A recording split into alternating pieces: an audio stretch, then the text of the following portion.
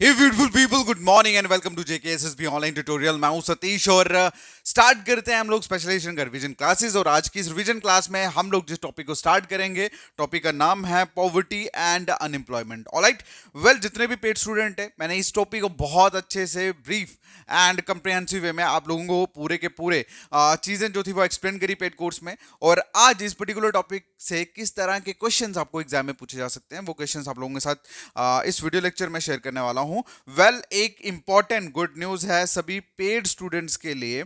जितने भी बच्चे जो हमारे पेड कोर्स में थे, जो पेड स्टूडेंट थे हमारे फीमेल सुपरवाइजर के, उन सबको बता दूं कि मैंने जो स्पेशलाइजेशन का बुक क्रिएट करा था, उस बुक का पीडीएफ फाइल जो है वो आज 12 बजे मैं अपने पेड कोर्स में अपलोड कर रहा हूं सुपरवाइजर के, सो दैट कि जितने भी बच्चे हैं फीमेल सुपरवाइजर के, उनको और ज्यादा हेल्प हो जाए। ऑलराइट, देखो मेरा हमेशा से एक मकसद रहा है कि मैं जितनी सारी चीजें क्रिएट करूं वो सारी की सारी अपडेट करूं अपने पेड कोर्स में, सो दैट कि उनको कोई भी प्रॉब्लम ना हो। जस्ट इन रुपीज, मतलब जो भी एक छोटा सा अमाउंट मैंने लिया था, उसमें मैंने हद से ज्यादा चीजें प्रोवाइड करने की कोशिश करी है, सो दैट कि आपको कोई भी प्रॉब्लम ना आए। और थैंक यू सो मच, आप लोगों ने इतना प्यार दिया हमारे पेड कोर्स को।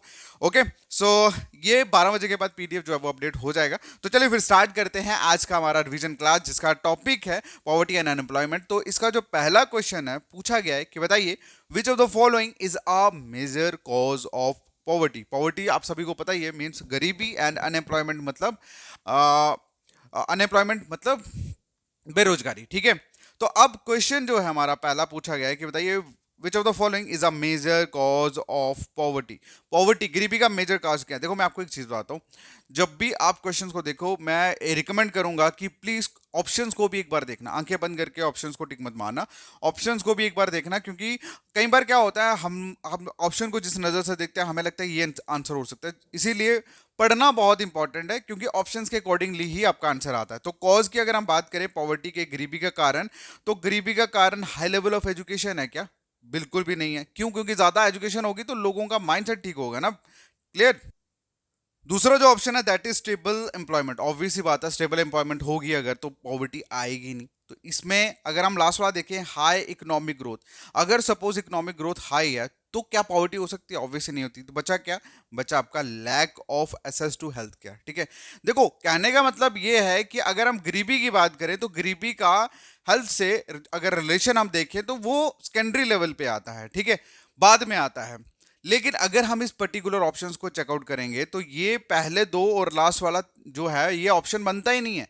क्लियर है, ये ऑप्शन बनता ही नहीं, इसीलिए इसका जो आंसर होगा that will be lack of access to health care. इसीलिए मैं हमेशा बोलता हूँ जब भी आप क्वेश्चन सॉल्व करो तो मेक श्योर आप उसके ऑप्शंस में पढ़ लो, क्योंकि आपका जो आंसर बनेगा ना वो आपके क्वेश्चन के ऑप्शंस के अकॉर्डिंगली आंसर बनता है। ठीक है, चलिए अगला जो क्वेश्चन है पूछा गया है कि बताइए what is the primary factor that contributes to unemployment. ठीक है, कौन सा ऐसा फैक्टर है जिसकी वजह से अनएम्प्लॉयमेंट जो है वो बढ़ती है? क्लियर है, मतलब बढ़ रही है। तो अगर हम बात करें ऑप्शंस की, तो अगर मैं दूसरे ऑप्शन की बात करूं, इंक्रीज्ड पॉपुलेशन ग्रोथ, हाँ कहीं ना कहीं रीजन है अनएम्प्लॉयमेंट का, कहीं ना कहीं ये रीजन है। उसके बाद इंप्रूव्ड एजुकेशन एंड स्किल, ये तो बिल्कुल भी रीजन नहीं है, क्योंकि अच्छी एजुकेशन होगी, अच्छा स्किल होगा तो कभी भी कोई इंसान भूख मतलब बेरोजगार रह नहीं सकता।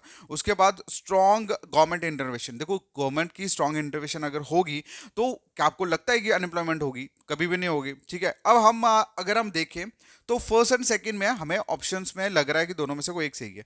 क्लियर है, लेकिन अगर हम बात करें पर्टिकुलरली फर्स्ट वाले की, तो क्या लिखा है यहाँ पे? Automation and technological advancement. कहने का मतलब ये कि आज पहले के टाइम पे अगर हम देखें तो जहां पे 10 लोगों की जरूरत होती थी काम करने की, आज कंप्यूटर या मशीनरी के बेसिस पे वहीं पे एक या दो लोगों से ही काम चल जाता है। मतलब यहां 20 लोगों की जरूरत थी, वहीं पे दो लोगों से ही काम चल रहा है। तो फर्स्ट वाला जो ऑप्शन है दैट इज मोस्ट रेलिवेंट, तो इसका आंसर यही है, ऑटोमेशन एंड टेक्नोलॉजी एडवांसमेंट। ठीक है, देखो पॉपुलेशन ग्रोथ तो हो रहा है, नो डाउट, ये तो कहीं ना कहीं हो रहा है, लेकिन अगर कोई इंसान के पास स्किल है तो वो कुछ ना कुछ तो कर लेगा। बट फॉर एग्जाम्पल स्किल भी है, ठीक है, लेकिन फिर भी काम नहीं है, तो वो सिर्फ एक ही चीज की वजह से होता है, दैट इज ऑटोमेशन, मशीनरी या टेक्नोलॉजी एडवांसमेंट। ठीक है, तो इसका जो आंसर है that is automation and technology advancement.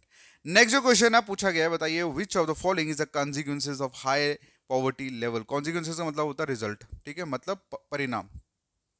तो हाई पॉवर्टी जो लेवल है, मतलब गरीबी का जो लेवल अप होना, इसमें ये किस चीज का परिणाम है, किस चीज की वजह से ये जो पॉवर्टी है उसका लेवल जो है वो इंक्रीज होता है। इसमें अगर हम बात करें तो इंक्रीज लाइफ एक्सपेक्टेंसी, मतलब इंसान की जो लाइफ है वो इंक्रीज हो गया, इसलिए बिल्कुल भी नहीं।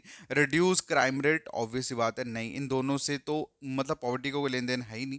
उसके बाद इम्प्रूव्ड एक्सेस टू एजुकेशन, ठीक है, ऑब्वियस सी बात है, अगर मतलब अगर हम एजुकेशन की बात करें, वो अगर इंप्रूव हो जाती है तो वो हमेशा फायदे देगी, नुकसान नहीं देगी, वो पॉवर्टी को मतलब वो गरीबी नहीं लाएगी, भुखमरी नहीं लाएगी। तो नेक्स्ट वाला आता है, that is mall nutrition and poor health. बिल्कुल, देखो जब गरीबी होगी तो गरीबी के कारण क्या आता है, गरीबी कहीं ना कहीं अगर आप अच्छा आपको न्यूट्रिशन नहीं मिल रहा तो एक पुअर हेल्थ, माल न्यूट्रिशन का लोग शिकार होते हैं। तो इसका जो आंसर है that is mall nutrition and poor health, ठीक है।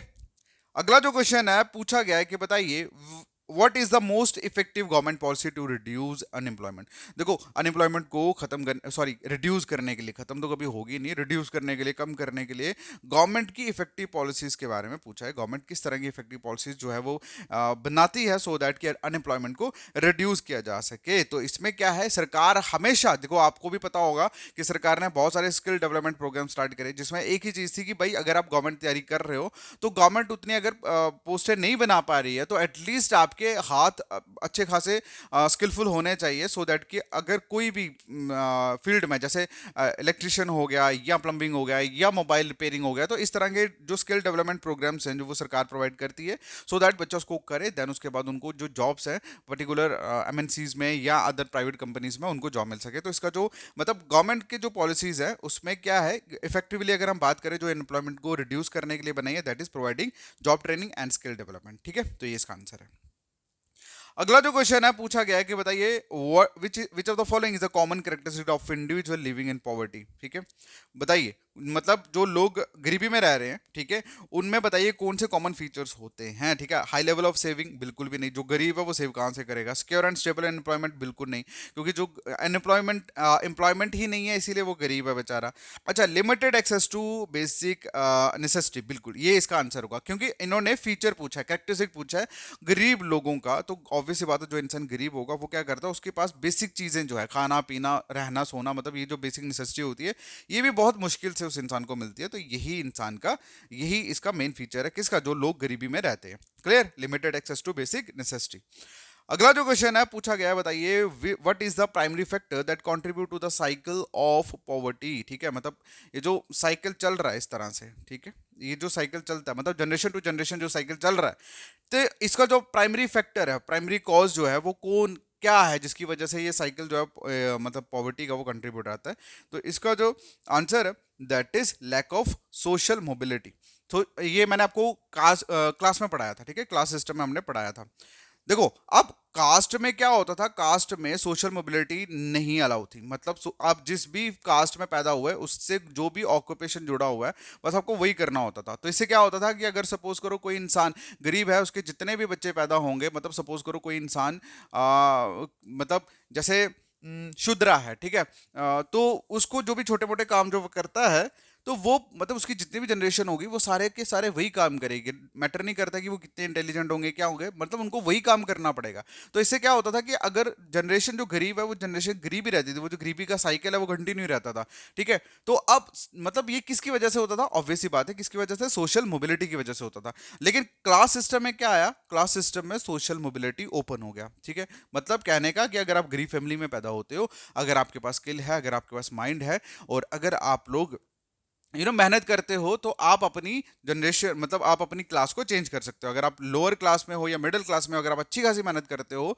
तो आप उस लोअर या मिडिल क्लास से हाई क्लास में भी जा सकते हो कड़ी मेहनत करके। तो ये जो चेंज होना क्लासेस में, इसी को बोलते थे सोशल मोबिलिटी, ठीक है, जो मैंने आपको बहुत अच्छे से पढ़ाया था। क्लियर। अब मतलब सोशल मोबिलिटी की लैकिंग की वजह से ही पॉवर्टी का जो साइकिल था वो उसमें बहुत ज्यादा कंट्रीब्यूट जो था वो होता था, मतलब लैक ऑफ सोशल मोबिलिटी एक बहुत बड़ा कारण था इस पॉवर्टी साइकिल का। क्लियर है, चलो अगला जो क्वेश्चन है पूछा गया है कि बताइए which of the following is a strategy to address long term unemployment. देखो लॉन्ग टर्म अनएम्प्लॉयमेंट को एड्रेस करने के लिए, मतलब उसके उसके बारे में जांच करने के लिए, उसको सॉल्व करने के लिए बताइए किस तरह की स्ट्रेटेजी थी जो सरकार, मतलब विच of the following is a strategy, ठीक है, मतलब कौन सी ऐसी स्ट्रेटेजी है जिससे लॉन्ग टर्म अनएम्प्लॉयमेंट को एड्रेस किया जा सके, ठीक है। तो इसमें जो आंसर है that is investment in infrastructure.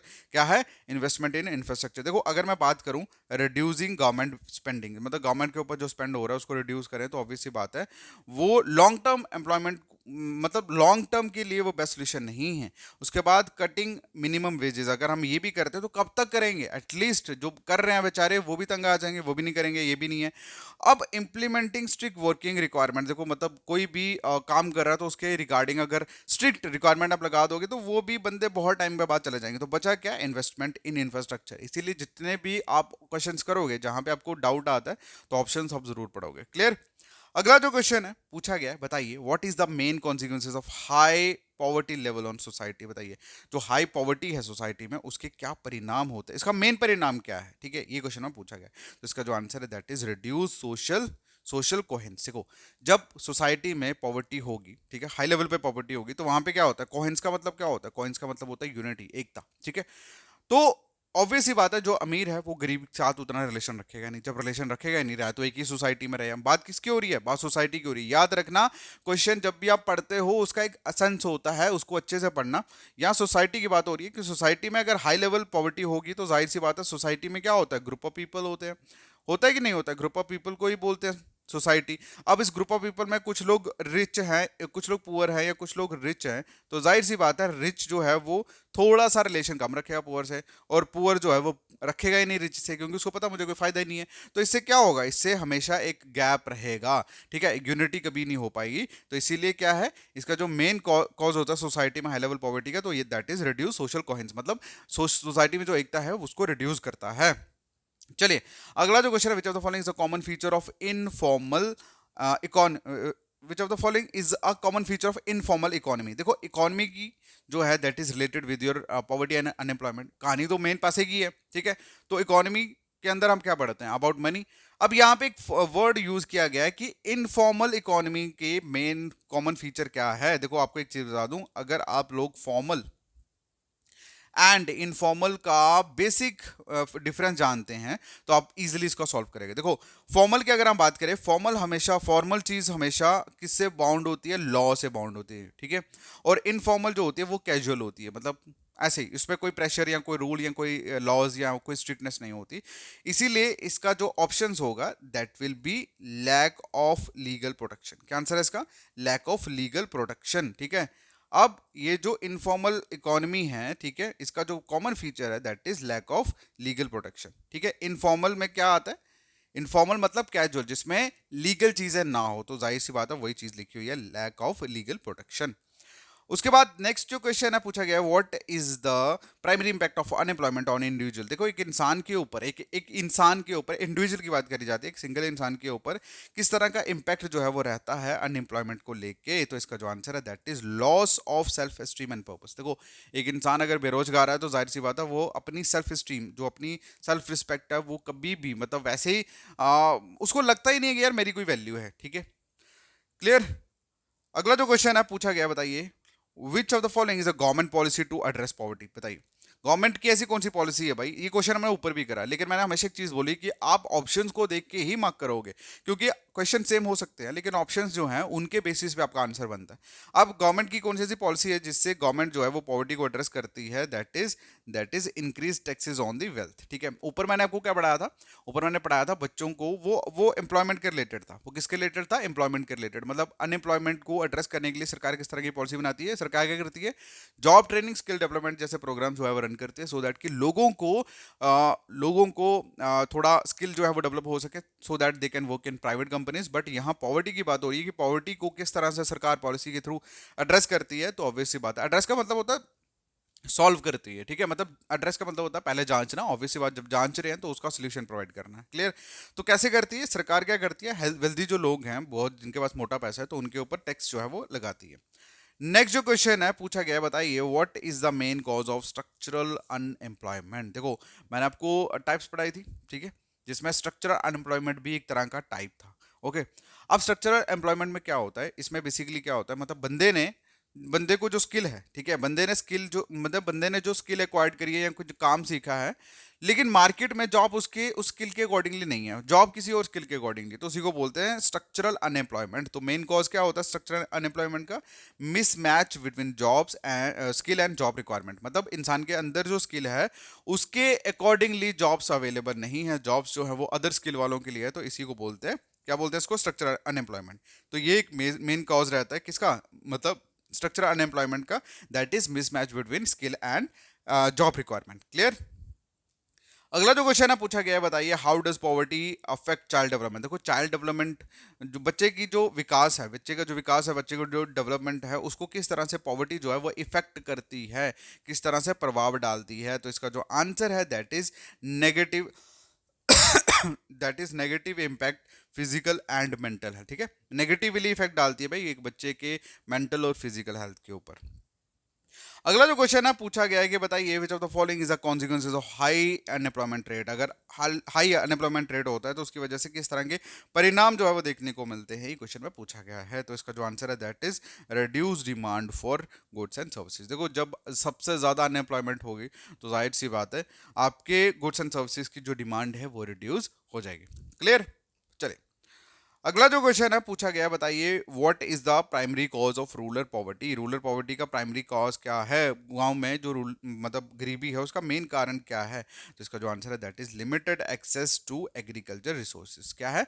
Limited access to agriculture resources. Clear है? सो गाइज ये थे आप लोगों के पॉवर्टी एंड अनएम्प्लॉयमेंट से क्वेश्चंस, और मैंने ऑलरेडी 12 बजे के बाद आप लोगों को पीडीएफ जो है वो मैं प्रोवाइड कर दूंगा पेड कोर्स में। वहां पे अगर आप देखोगे तो बहुत सारे क्वेश्चंस हैं, मतलब 3800 प्लस क्वेश्चन जो है उस पीडीएफ में डाला हुआ है, आप लोग पढ़ सकते हैं वहां पे। और आपको करना है क्या है, बेसिकली जितने भी क्वेश्चन वहां दिए हैं सिर्फ आपको उनको मार्क करते जाना, मतलब चेक करते जाना, और जहां पे कोई डाउट आता है, कोई प्रॉब्लम आती है, बस उसको मार्क कर लेना, ठीक है, और मैं खुद फ्री होकर वो सारी चीजें सॉल्व करूंगा। आपका मेन मकसद होना चाहिए इस पूरी पीडीएफ को कवर करना, ना कि किसी क्वेश्चन में फंस जाना, क्योंकि मैंने बहुत सारे क्वेश्चन जो हैं वो आपको मतलब थोड़े बहुत आगे पीछे से भी अपडेट करें, आगे पीछे इन द सेंस कि जो मैंने नहीं पढ़ाया वहां से भी कुछ 10% क्वेश्चन डाले हैं, सो दैट कि आप लगे हाथ उनको देख लो। बट अभी टाइम नहीं है, आप लोग सिर्फ मेन चीजों में फोकस करोगे, जिन चीजों में आपको दिक्कत है उनको मार्क करोगे, आगे बढ़ोगे। ओके, बाकी all the best guys, thank you so much, take care, bye bye.